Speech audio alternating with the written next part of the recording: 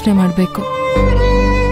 ಈ ಮನೆಯಲ್ಲಿ ಹೇಗಿರಬೇಕು, ಏನು ಮಾಡಬೇಕು ಅನ್ನೋದೇ ನನಗೆ ತಿಳಿತಿಲ್ಲ. ಆದರೆ ನಮ್ಮ ವಿಷಯದಲ್ಲಿ ನಾವು ಅನ್ಕೊಂಡ ಹಾಗಾಗೋದು ನಿಜನೇ ಅಲ್ವಾ? ಹಾಗಾಗಿ ಏನ್ ಭವಾನಿ ಹೇಳು. ಅದು ಅಥರ್ವ, ನನಗೆ ಹೇಗೆ ಹೇಳಬೇಕು ಅಂತಾನೆ ಅರ್ಥ ಆಗ್ತಾ ಇಲ್ಲ. ಭವಾನಿ ನೋಡಿಲಿ, ಈ ಅಂಜಿಕೆ ಆತಂಕ ಎಲ್ಲ ಏನು ಬೇಡ. ನಾನು ನಿನ್ ಪ್ರೀತಿಸ್ತಾ ಇರೋ ಹುಡುಗ.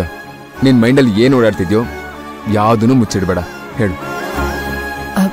ನಾವೇನೋ ಅವಸರದಲ್ಲಿ ಇಲ್ಲಿಗೆ ಬಂದ್ಬಿಟ್ವಿ. ಏನು ಮಾಡಬೇಕು ಏನು ಅಂತಲೂ ಯೋಚನೆ ಮಾಡಿದೆ. ಈಗಂತೂ ನನಗೆ ಭಯ ಆಗ್ತಿದೆ ಅಥರ್ವ. ಭಯನಾ? ಯಾಕೆ? ಗೊತ್ತಿಲ್ಲ ಅಥರ್ವ. ಅತ್ತೆ ಮತ್ತೆ ಅಜ್ಜಿನ ನೋಡಿದಾಗೆಲ್ಲ ತುಂಬ ಭಯ ಆಗುತ್ತೆ.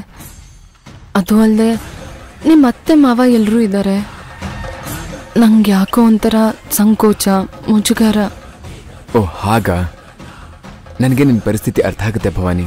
ಆದರೆ ನಮ್ಮ ಹತ್ರ ಬೇರೆ ದಾರಿ ಇಲ್ವಲ್ಲ. ಹೌದು ಅಥರ್ವ, ಸಮಾಜದಲ್ಲಿ ಒಂದು ಸ್ಥಾನಮಾನ ಸಿಗಬೇಕು, ಈ ನನ್ನ ಜೀವನಕ್ಕೆ ಒಂದು ಸಾರ್ಥಕತೆ ಸಿಗಬೇಕು ಅಂದರೆ ನಾವು ಮದುವೆ ಆಗಲೇಬೇಕು. ಆ ಕನಸಿನ ಜೊತೆಗೆ ನಾನು ಇಲ್ಲಿಗೆ ಬಂದಿದ್ದೀನಿ.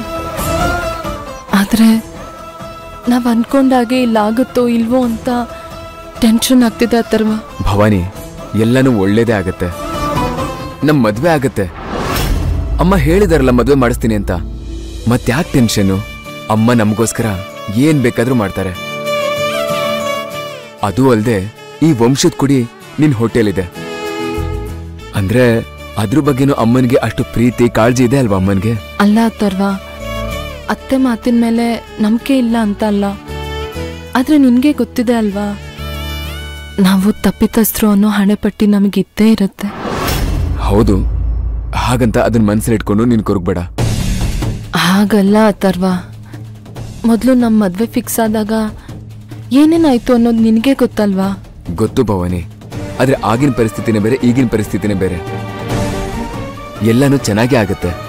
ದೇವ್ರ ಸಾಕ್ಷಿಯಾಗಿ ನಾವು ಸಪ್ತಪದಿ ತೊಳೆದು ಕಾಯ ವಾಚ ಮನಸ ಅಂತ ನಿನ್ನ ಸ್ವೀಕರಿಸ್ತೀನಿ.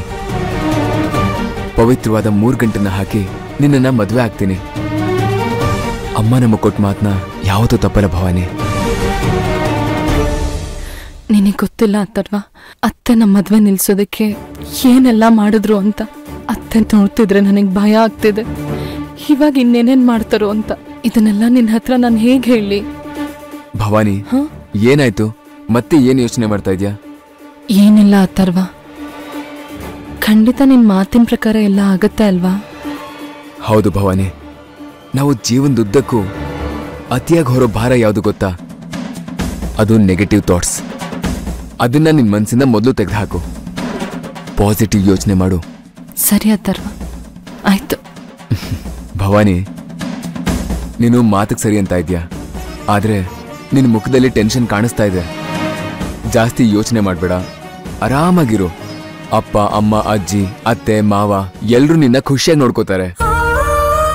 ಇಶಾನಿ ನಿನ್ಗೆ ಒಳ್ಳೆ ಗೆಳತಿ ಆದ್ರೂ ಆಗಬಹುದು. ವಿರಾಟ್ಗಂತೂ ನಿನ್ ಮೇಲೆ ತುಂಬಾ ಗೌರವ ಇದೆ. ಹಾಗಾಗಿ ನೀನು ಈ ತುಂಬು ಕುಟುಂಬದಲ್ಲಿ ನೀನು ಒಬ್ಳಾಗಿ ಖುಷಿಯಾಗಿರ್ತೀಯ. ಇದು ನಾನ್ ಮಾಡ್ತಿರೋ ಪ್ರಾಮಿಸ್ ನಿನ್ಗೆ. ಅಷ್ಟಾದ್ರೆ ಸಾಕು ಅಥರ್ವ. ನಾವ್ ಈ ಜೀವನದಲ್ಲಿ ಇಷ್ಟೆಲ್ಲ ಕಷ್ಟಪಟ್ಟಿದ್ದಕ್ಕೂ ಸಾರ್ಥಕ ಅನ್ಸತ್ತೆ.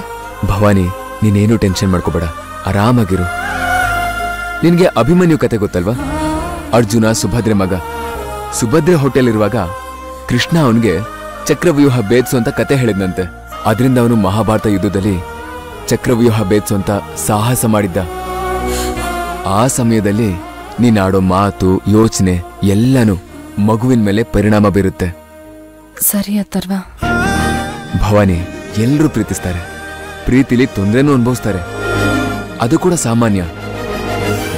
ಈಸಿಯಾಗಿ ಪ್ರೀತಿ ಸಿಕ್ಕಿದ್ರೆ ಅದಕ್ಕೆ ವ್ಯಾಲ್ಯೂನೇ ಇರಲ್ಲ. ಖಂಡಿತ ಒಳ್ಳೇದಾಗತ್ತೆ. ನೀನ್ ಏನು ಯೋಚನೆ ಮಾಡ್ಬೇಡ, ಆಯ್ತಾ? ನಮ್ ಪಾಪು ಮೇಲೆ ನಿನ್ ಎಲ್ಲ ಗಮನ ಇರ್ಲಿ, ಆಯ್ತಾ?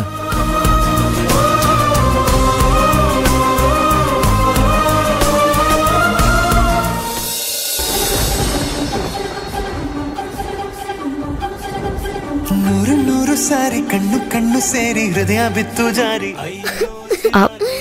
ಅಳ್ಬೇಡ ಪುಟ್ಟ, ನಿನ್ನ ನಿಮ್ಮ ಅಪ್ಪ ಅಮ್ಮನ ಹತ್ರ ಕರ್ಕೊಂಡು ಹೋಗ್ತೀನಿ. ಭೈರವಿಜಿ